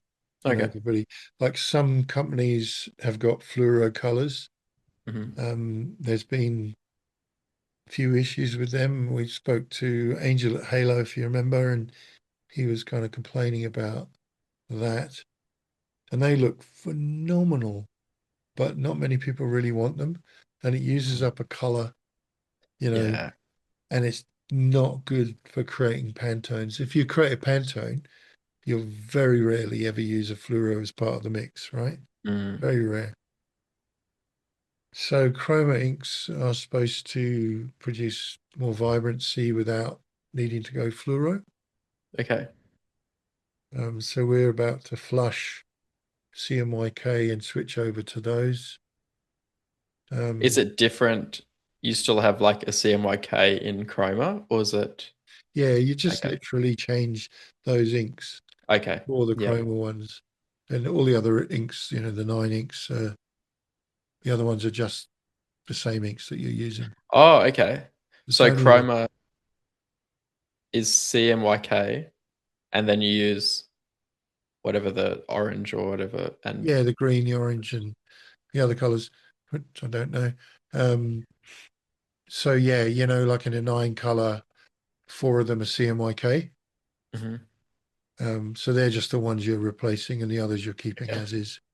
Do Um, you have to change your color profiles then? no, Okay. apparently not. Neo Stamper is the software that we use, and it's the dog's doodahs. It's just amazing, and it recognizes Pantones and that kind of thing.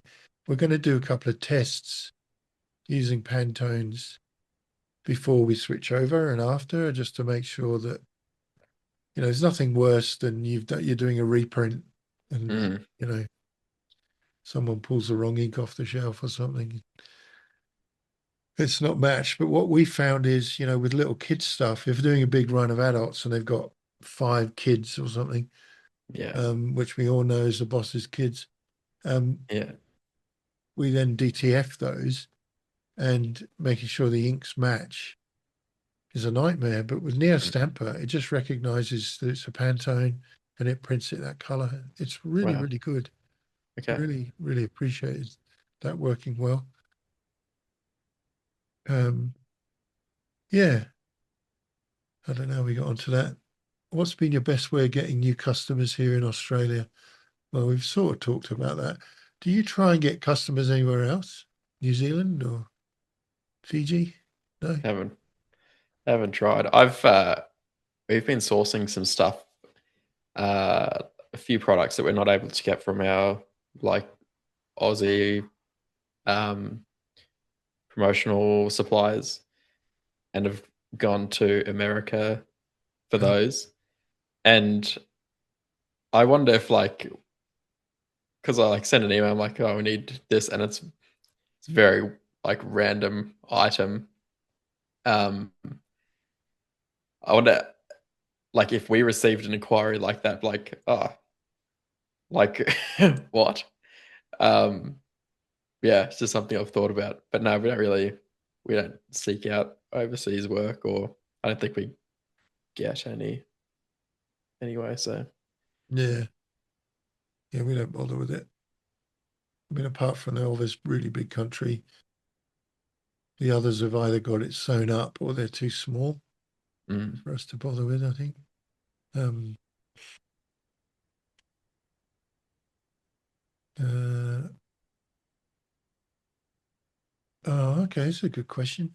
What's something about screen printing, or maybe we should just say panel decoration, that people outside the industry just don't get?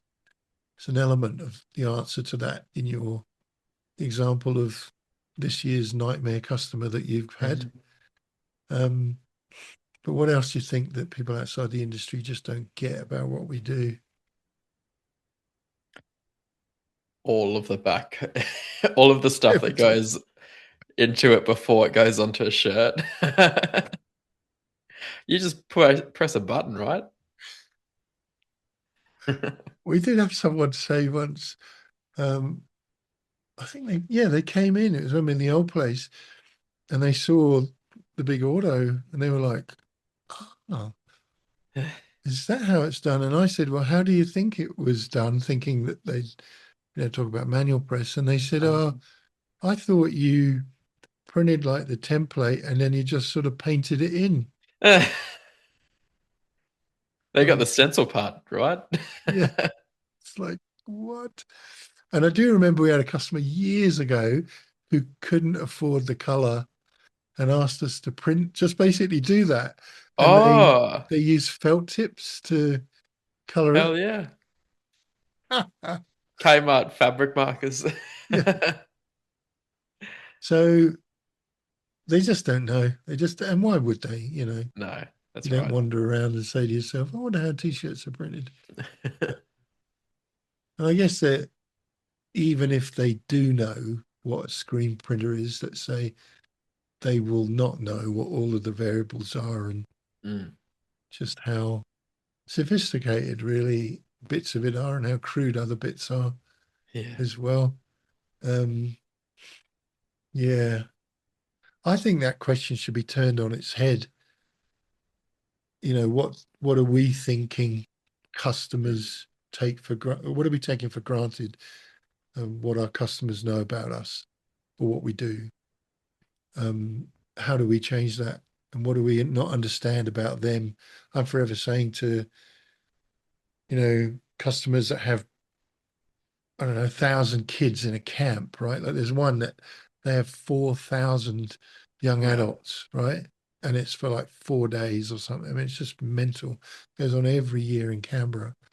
And, when people come back and say, oh, thanks so much, great garments or whatever, um, they're very relieved because it's all gone well and they're happy and everyone's got their garments. But I often say to them, you've actually got the worst part of the job because we just do what we do. We print garments and it's contained and we get the money and we know how to do this. But you've got the nightmare of working out what all the sizes are, when they have to be there, what the designs are, whether to Mm, approve that mock up, whether to change the garment color. They've probably gone through a committee who've gone, oh, I don't yeah. like that green or whatever. And I think understanding that's good to get it from their perspective a bit.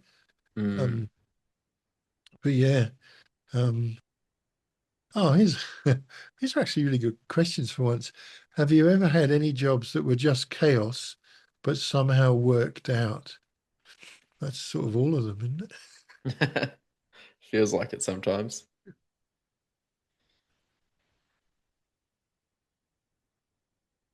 Oh, I can think of a few big color, big color jobs.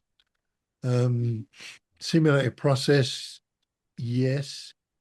We've got a few what they call hot rod car clubs around the Oh country, yeah.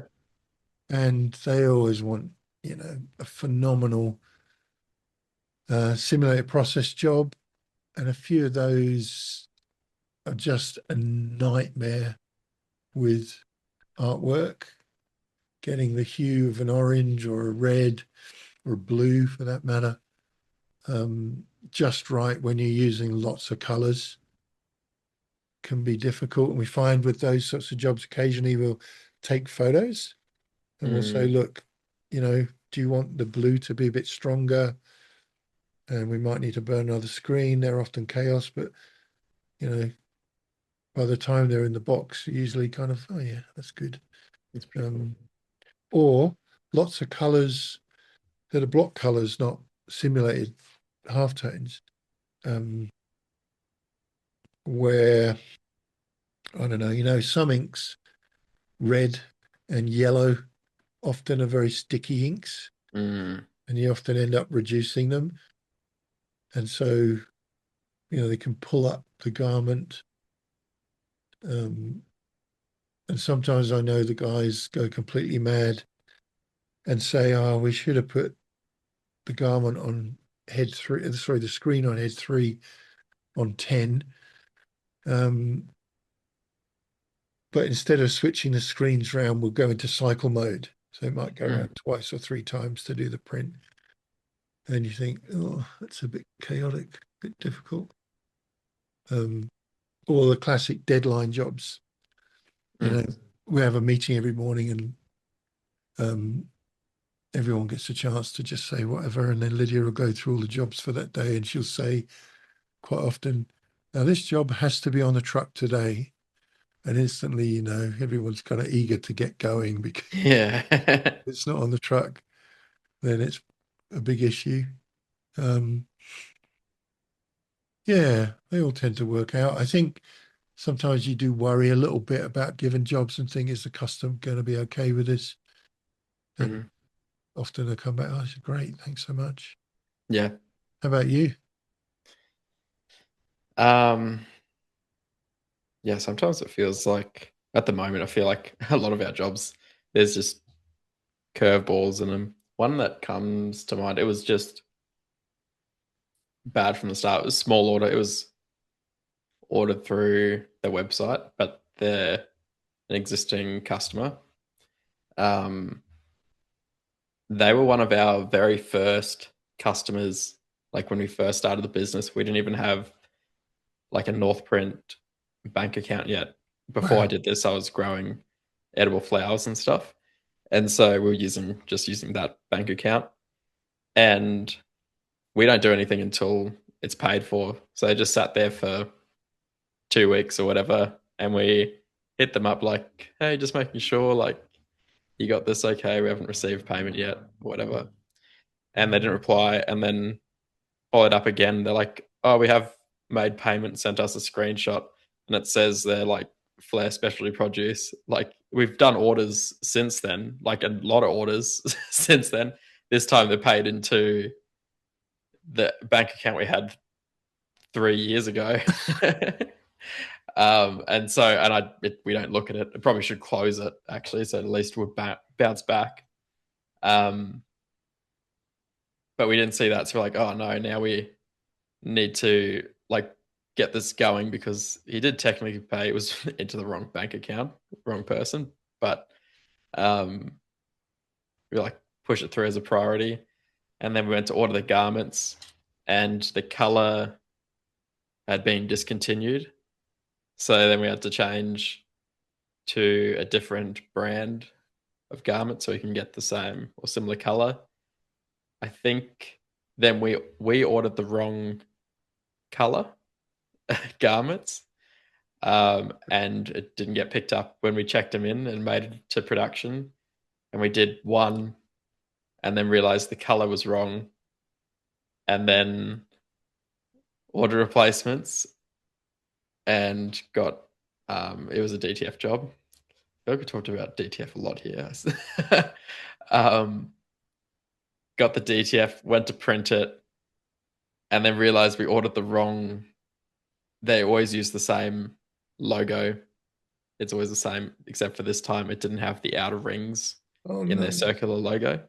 And we had the wrong logo. I was like, there can't be another delay on this job where we tried to like turn around fast and it's just like every single step has gone wrong. Um, what we ended up doing, thankfully, the way the artwork was, we were able to like cut down the side with a Stanley knife and peel the rings off with a DTF. Man. Uh, It took ages, and what hurt was we worked our show holiday here to get in front of the like all the public holidays the last few weeks. Um, so like you're paying someone $85 an hour or whatever it was, and they're like peeling DTF off to get this get these shirts done. well, But we got them done that day, and he picked him up the next week, and he was happy. yeah, So it's just one of those jobs that it's just bad from the start. It everything's going to go wrong. Yeah, it happens, doesn't it? It's just life, does. I guess. All right, last question. If someone hit you up and said they'd like to start printing in Australia, what would you tell them straight up? Hmm. Hmm. That is a good question. Um, I think I think the business side is more important than Uh, the printing side. I think that's where a lot of people go wrong. They might be a really good printer, but that doesn't necessarily matter at the end of the day. Yeah. I I reckon I'd do something similar. I'd say go and define your market, find a printer that you can outsource to, get the jobs, outsource them, and then when you realize how much more money you can make by doing it yourself, start learning. Mm. Because then you got the money coming in, you can afford to buy a printer and so on. It is hard. People go on about, oh, the barrier to entering screen printing is very low. I don't think that's true. I think that's nonsense. I think, there are aspects that are easy, right? You can go to eBay and buy some cheap printer and a flash dryer and, get, I don't know, a halogen lamp or something to expose Mhm. screens, or even go to someone else and do it. But to learn how to get it right and get all the Mm. right kit, and to have a process that's repeatable with the same quality, is quite hard. And then when you get more than one customer, and then, I don't know, you get your first 100 customers and 60 of them come back, and then there's 120 new ones. It can go crazy very quickly. Mm. And I guess if you can get the business and outsource it, the printing, um, you can gradually bring it in house rather than trying to learn everything at the same time. Yeah. Yeah. There are days when I think, oh man, should just outsource all of this to Josh, and we'll just get the orders in and get rid of the staff. You know what I mean? I think the same. I did the same thing for you. Oh dear. Okay, well, is there anyone else out there that would like to take on all our work? I've got a good clothing brand they can have. Yeah, it's it is a funny old business, this one, and I think you're right. I think start with the business side of it, um, Mm. and grow from there. Um, I think what if they did want to go, their own way and do screen printing or whatever kind of printing from the ground up. Let's say it is screen printing.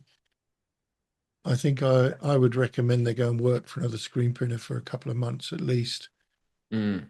and learn it, because I'm always up for helping anyone out. If anyone's listening and want to learn some stuff, I'm always up for helping anyone out, because no one helped us, to be honest. No, And I found it I really think, hard. yeah, I think that would be a really good idea actually, because then you know how things should flow, or at least know a little bit about everything. Yeah. I mean, you could learn, what could you learn? You could learn how to do artwork, how to do film, how to get a really good, strong positive, how to coat screens, what motion to use, how to clean screens, how to dehaze them, and, like everything along the process, how to register a job, how to mix an Hmm. ink, um, how to run a conveyor oven, and it's even how to catch and fold garments. I mean, there's Hmm. so much you could learn. Um, and yeah, look, we just didn't know anyone, and obviously we're a bit remote, but Mm. got some good mates now. But yeah, I'm always open to helping people if anyone's interested. And we've got time. Um, always trying to help people like that. If they had to go in it on their own, I would say YouTube's your friend. Mm. Um, find a few friends, like we've just said. Start at a low level in terms of, don't spend silly money on a M&R cruiser or something, or an Anatole, whatever they're called, Sidewinder. Is that what they're called? Don't know what the Anatole one's called. No. Um, and a Tornado or something. I don't know. Um, but go cheap, work it up, start doing stuff for your mates, branch out from there, find some small jobs to do, and you're not going to get an AS Color account. You're probably not going to get a Gildan account, but there are other companies. Kia is one, Keya. Not the Oh. greatest product, but you can get in with them pretty easily and get some cheap blanks, um, and just grow it carefully and slowly, and do wash tests. Make sure Mm. that you get that right, and then learn the craft. Learn it, learn it, learn it. Learn what an underbase is. Do not start with water-based ink. Hmm. All the purists have just spat the dummy from me saying that, but it is so much harder than Plastisol, and Plastisol will be your friend. Yeah. And maybe you can branch out into water-based later on. Don't start with puff additive, discharge ink, or anything like that. You'll probably kill yourself. Uh, yeah, and then just choose your roadmap to what you're going to buy next. What's the most important thing? What would you say once you've got a printer and an oven and a flash? And I guess most people are going to get a printer, a flash, and then an oven, and maybe a heat press in that mix as well. What Hmm. would you say they should get next? Hmm. One thing I didn't realize I needed was a new scoop coater. Oh yeah, Very random, but I just used the one that we bought that came with the first like kit that we bought, like secondhand kit. Used it forever. I got a new one for whatever reason, and it was night and day. I was like, oh, the sharp side is pretty sharp actually. The other one was more like flat and dull rather than like right. But because you'd um, never used another one, you yeah, assumed that was it. Yeah, okay. exactly. Otherwise, we bought a good exposure unit fairly early on with a faster exposure time. I Before that was just a homemade one, I guess, but um, a good exposure unit. I Yeah, think that saved us some without being like a massive outlay for bigger equipment. I agree. Actually, that's a good point. Exposure unit. That's critical, really, isn't it? Getting a good film printer. Mm. That's definitely, Actually, that is probably buy those at the same time. yeah, they kind of have to go together, don't they? Mm. Um, yeah. I don't know what to do after that. Get some software. Yeah, yeah, that's right. I forget that side of it, but yeah, get that side going. I guess get a good website and all of that as well, right? Like, Mm. get that side of the business running. But yeah, I I have this dream that if I live long enough to get out of this business, um, and retire again. The first time didn't quite work. Uh, I would like to do free consulting for small businesses, just with some of the experience I've had before, to just help people get up and get to the next level. Mm. Quite passionate about that. I'm really wanting to do that. But sometimes I'm like, I've got a friend who comes up with business ideas all the time and he throws them at me. And I just say, that's a brilliant idea. Now go back and work out how you'd sell it. And at that point, the idea just fizzles.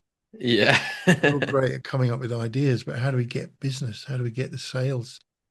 You know, um, if you can get sales, you can solve business. Like, Mm.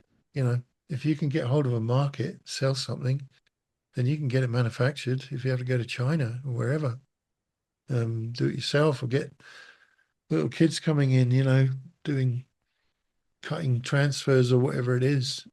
It's it's getting the business that matters. Mm. Yeah. Any other questions or thoughts from you, mate? I don't think so. It's been a good session. Been Um, good. we'll do the usual shout out as we close. Anyone who's interested in being a guest, we did have a guest lined up tonight, and they rightly went on holiday with the kids, which is great. Oh yeah. We'll get them back on at another point. But if you want to become a guest or be a guest here, doesn't matter what size shop you are. Maybe you're a clothing brand and you want to come and tell us about how that market works from your end. Mm. Hit us up. You can get Josh on, Josh at northprint.com.au. Oh, yes, .au. Yep. Shit. and you can get me at sam@ministryshirts.com.au. Um, yeah, apart from that, thanks for listening. Thanks for the banter, Josh. Been good tonight. Thank you. bit of shop therapy. It's good. Yeah, yeah, it is actually. I feel, yeah, it's a bit of psychology for us That's it. to recover from what's going on in life. All right, we'll have a good rest of the week, what's left of it, and we'll catch you soon. Sounds good. Thanks, Sam. Thanks, See you, everyone. mate. Cheers. Cheers, bye.